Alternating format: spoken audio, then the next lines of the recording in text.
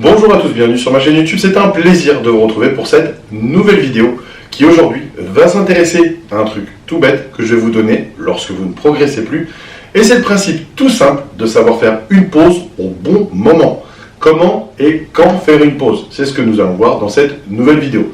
Mais avant toute chose, si cette vidéo vous plaît, n'hésitez pas à la liker, à vous abonner, à activer les notifications pour savoir à chaque fois que je sors une nouvelle vidéo.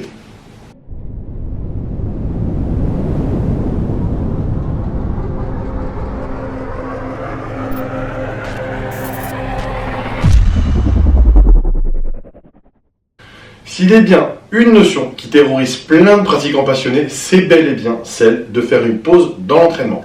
On a l'impression qu'on va tout perdre sa masse musculaire chèrement et durement acquise, perdre vraiment toute sa force et voire même pour certains quasiment redevenir comme avant de commencer la musculation. Je le sais, c'est ce que me disent à chaque fois mes élèves en coaching quand je leur dis de prendre une semaine de pause.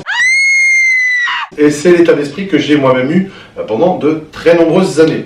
C'est d'ailleurs ce qui a fait que je ne me suis souvent pas arrêté comme j'aurais dû et que je regrette parfois amèrement aujourd'hui. Savoir faire une pause est pourtant aussi une partie importante de l'entraînement. Elle permet de laisser les muscles au repos, leur permettront une meilleure récupération, une récupération complète, mais elle permet aussi, et ça on n'y pense pas forcément, de laisser le système nerveux au repos.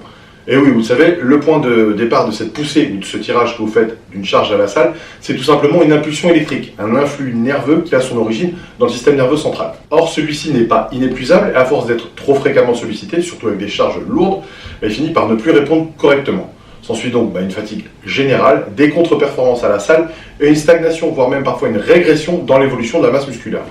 Vous l'aurez donc compris, c'est une des pires choses qui puisse arriver aux pratiquants passionnés que nous sommes. Comment éviter cela? Eh bien en écoutant votre corps tout simplement. Si vos perfs à la salle commencent à baisser, si vous avez des douleurs musculaires persistantes et qui mettent de plus en plus de temps à partir après les séances, si vous sentez que vous ne récupérez pas, que votre sommeil n'est pas au top, que vos perfs stagnent depuis longtemps ou qu'elles sont même en chute libre, c'est qu'il est temps de faire une pause. Parfois la meilleure chose à faire pour progresser à la salle, c'est de rester hors de la salle. Accordez-vous une semaine de pause sans activité physique ou au moins sans activité qui vont solliciter fortement vos muscles.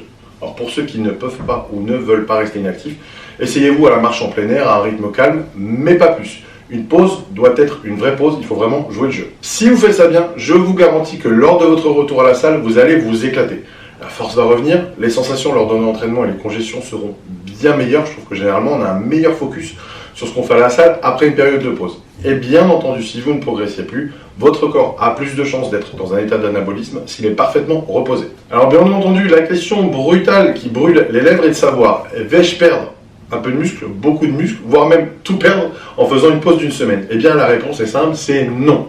Ceux qui font régulièrement des pauses vous le confirmeront, une pause d'une semaine ne vous fera pas perdre 1 gramme de masse musculaire, et ça ne vous fera d'ailleurs pas perdre en force non plus. Par contre, c'est suffisant pour vous redonner l'envie d'aller en salle et vous aider à progresser de nouveau, que ce soit en force ou en évolution de la masse musculaire. Donc comme je vous le disais, prenez une semaine de pause, faites-vous masser, couchez-vous tôt, posez-vous calmement devant la télé, mais surtout ne retournez pas à la salle avant une bonne semaine.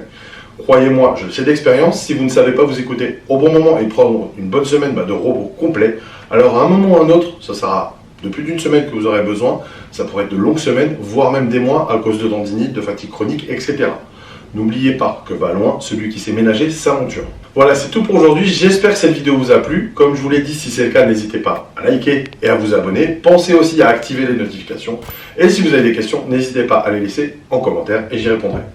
Pour ceux qui veulent en savoir plus, vous pouvez vous rendre sur mon site www.bikacoaching.com où vous trouverez mes articles, mes offres de coaching pour hommes et femmes, mes programmes de perte de poids Fat Blaster et de prise de masse Size pour hommes et pour femmes, ainsi que mes e-books d'entraînement eux aussi pour hommes et pour femmes.